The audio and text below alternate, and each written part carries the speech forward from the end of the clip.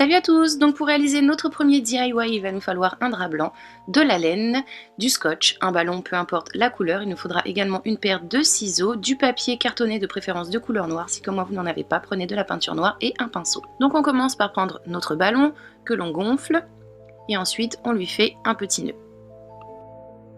On prend ensuite un morceau de laine, donc une trentaine de centimètres, que l'on va poser sur notre ballon. Donc au niveau du centre, on met le centre de notre morceau de laine à ce niveau et on scotche avec des morceaux de scotch assez longs pour qu'il y ait un bon maintien de notre ballon lorsque l'on va le crocher. On fait un nœud ensuite avec les deux fils pour se retrouver avec une anse qui tient bien. On prend ensuite notre drap que l'on plie en 4. Une fois plié, on va se retrouver avec un coin fermé que l'on va venir couper tout simplement, donc pas trop large.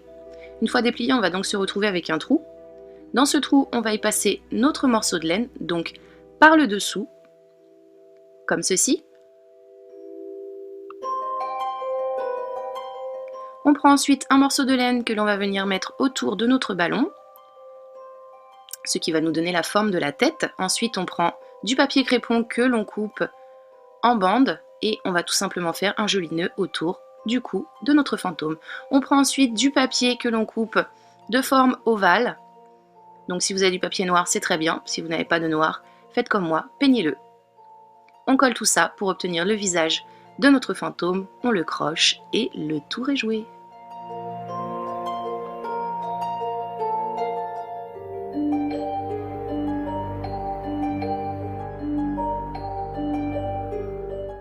Pour notre deuxième DIY, il va nous falloir soit un potiron, soit une citrouille. Il nous faudra également un cutter et un stylo.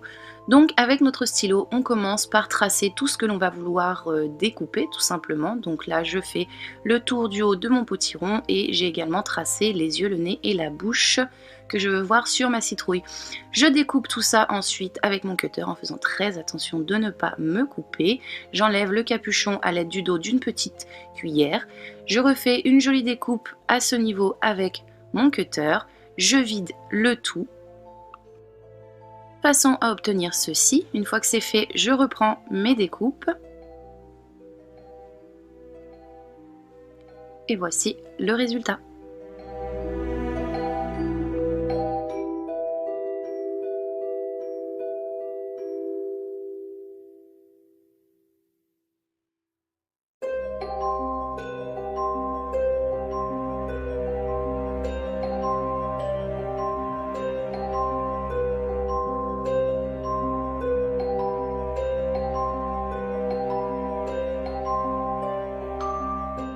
Pour le troisième DIY, notre araignée géante, il va nous falloir un ballon noir de préférence, du papier crépon noir, également une paire de ciseaux et du scotch. On gonfle notre ballon, on prend à peu près 30 à 40 cm de laine que l'on vient nouer autour du petit nœud de notre ballon. Je ferme en faisant un nœud de façon à avoir une anse bien solide. Je découpe ensuite des bandes de papier crépon d'environ 1 mètre de long, il m'en faut 8 en tout. Je colle ensuite mes bandes de papier sur mon ballon, donc j'en mets 4 les unes à côté des autres, et je vais en mettre 4 de l'autre côté, donc juste en face, de façon à obtenir ceci que j'ai scellé par la suite avec un long morceau de scotch pour que ça ne bouge plus. J'ai mis une petite pointe dans un coin au niveau de mon plafond comme vous pouvez le voir et après ça j'ai attrapé mes pattes les unes après les autres et je les ai tout simplement faites tenir avec du scotch.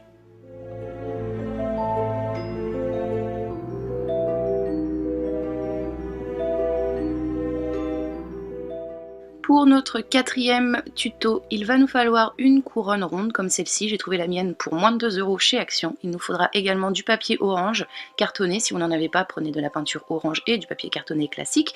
Il nous faudra une paire de ciseaux, un pinceau si vous décidez de peindre votre papier. Il nous faudra également du papier crépon noir de préférence. Donc je coupe mon papier noir en petites bandes d'environ 30 cm de long, comme ceci, j'en fais tout plein et ensuite je vais tout simplement les nouer autour de ma couronne de façon à masquer toute la couleur naturelle en fait de ma couronne de base pour qu'elle soit toute noire et dégoulinante bien entendu aux couleurs d'Halloween. Une fois terminé, voici ce que j'obtiens. Ensuite, je suis venue dessiner 3 lettres pour représenter le mot bout. Oui, je sais, ça fait très peur. Je les découpe ces lettres et je les peins en orange pour venir ensuite les coller tout simplement sur le bas de ma couronne.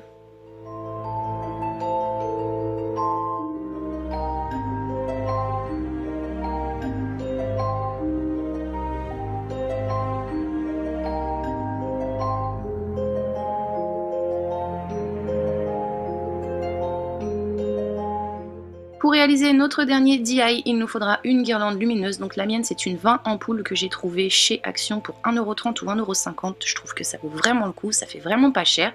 Ensuite, il nous faudra du papier cartonné de couleur noire de préférence. Si comme moi, vous n'avez pas de noir, prenez de la peinture noire et un pinceau. Il nous faudra ensuite une paire de ciseaux, un cutter, une règle et un stylo. J'ai eu du mal à le dire celui-là.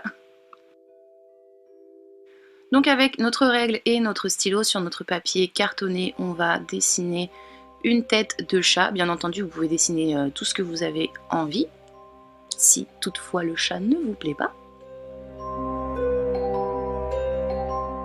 Cette petite tête de chat, je la découpe et elle me sert de patron pour réaliser mes pièces suivantes. Donc moi j'ai 20 ampoules, je vais en utiliser 2 par tête de chat, donc bien entendu je fais 10 têtes de chat. Vous voyez en fonction du nombre d'ampoules que vous avez. Une fois que c'est fait, je découpe le tout et je passe à la peinture puisque je n'ai pas de papier noir. Je laisse le tout sécher correctement. Une fois le tout bien sec, je prends mon cutter et je viens faire 2 petites croix sur chacune de mes têtes de chat. Donc c'est dans ces petits trous que vont passer toutes mes ampoules. Donc je les enfile tout simplement comme ceci par l'arrière de la tête de mon chat. Je fais ça avec toutes mes ampoules et toutes mes têtes.